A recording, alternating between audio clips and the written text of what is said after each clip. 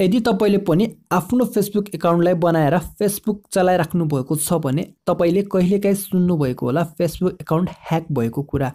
आजको भिडियोमा म तपाईलाई एउटा यस्तो ट्रिक बताउने छु जुन ट्रिक जानिसकेपछि तपाईले आफ्नो फेसबुक एकाउन्टलाई सधैँभरि ह्याक हुनबाट बचाउन सक्नुहुन्छ। यो मेरो तपाईको लागि ग्यारेन्टी रहेको छ र तपाईले भिडियो पुरा हेरिसकेपछि एउटा मिठो कमेन्ट गर्न नबिर्सनु होला। भिडियोलाई सुरुवात गर्नुभन्दा पहिला म तपाईहरुलाई एउटा रिक्वेस्ट गर्न चाहन्छु। अहिलेसम्म पनि तपाईहरुले यो च्यानललाई सब्स्क्राइब गर्नुभएको छैन भने कृपया भिडियोको तल देखिराखेको रेड कलरको सब्स्क्राइब बटनमा क्लिक गरेर सब्स्क्राइब गर्नुहोस् र साथै छेउमा आउने घण्टीलाई पनि दबाएर अल नोटिफिकेसनमा क्लिक गर्न नबिर्सनु होला।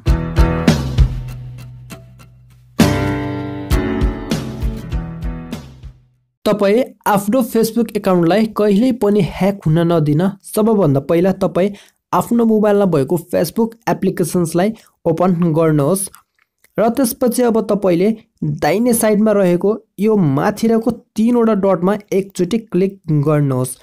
त्यसपछि अब तपाईले थोरै स्क्रोल डाउन गर्दै तल जानुहोस् र अब तपाईले यहाँ सेटिङ भन्ने अप्सन पाउनुहुन्छ, यसमा एकचोटी क्लिक गर्नुहोस् र त्यसपछि अब तपाईले यो पेज पाउनुहुन्छ।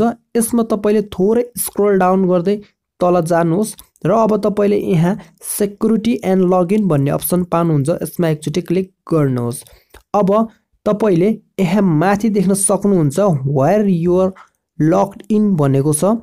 यहाँ तपाईले अब थोरै तल सी मोर भन्ने अप्सन देख्न सक्नुहुन्छ, यसमा एकचोटी क्लिक गर्नुहोस् र अब तपाईले यहाँ अहिलेसम्म तपाईले कसको मोबाइलबाट आफ्नो फेसबुक एकाउन्टलाई लगइन गर्नुभएको छ अथवा कम्प्युटर पीसीबाट यहाँ सम्पूर्ण लिस्टहरु देख्न सक्नुहुन्छ जुन अहिलेसम्म तपाईको फेसबुक लगआउट भएको छैन।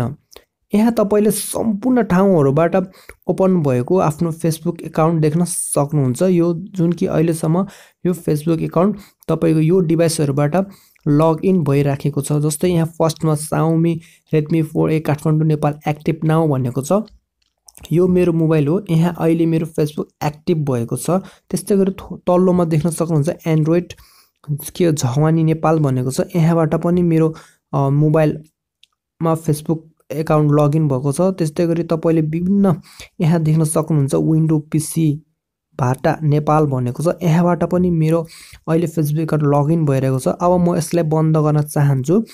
यसलाई बन्द गर्नको लागि अब तपाईले यहाँ देख्न सक्नुहुन्छ तीनवटा डट, यसमा एकचोटी क्लिक गर्नुहोस् र त्यसपछि अब तपाईले यहाँ वाच दिस यु भनेको छ। अब तपाईले कहिले कहाँबाट र कुन ब्राउजरबाट ओपन भएको छ भनेर हेर्न तपाईले यहाँबाट सक्नुहुन्छ र अब तपाईले यसलाई लगआउट गर्नको लागि यहाँ लगआउट भन्ने अप्सनमा क्लिक गरेर लगआउट गर्दिनु होला र अब तपाईको त्यो लगइन भइराखेको फेसबुक एकाउन्ट तपाईको यहाँबाट सजिलोसँग लगआउट गर्न सक्नुहुन्छ तपाईले आफ्नो मोबाइलबाट।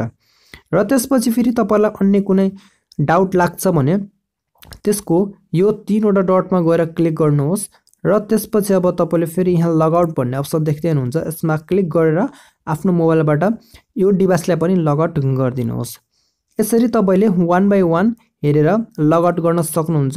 यदि तपाईले एकैचोटीमा यो सम्पूर्ण डिभाइसहरुलाई एकैचोटी फेसबुक एकाउन्ट आफ्नो लगइन भइरहेको छ भने यसलाई एकैचोटीमा लगआउट गर्न सक्नुहुन्छ। त्यसको लागि तपाई यहाँ लगआउट अफ अल सेसन भनेको छ, यसमा एकचोटी क्लिक गरिदिनुहोस् र त्यसपछि अब तपाईले यहाँ लगआउट भन्ने अप्सन देखिराख्नु भएको छ, यसमा एकचोटी क्लिक गरेर लगआउट गरिदिनुहोस्। यसरी लगआउट भइसकेपछि अब तपाईको आफ्नो मोबाइलको मात्र यहाँ एक्टिभ भनेको अप्सन देख्न सक्नुहुन्छ र अन्य डिभाइसबाट जति पनि लगइन भएको थियो त्यो सम्पूर्ण डिभाइसहरुबाट अब अटोमेटिक रूपमा लगआउट भइसकेको छ।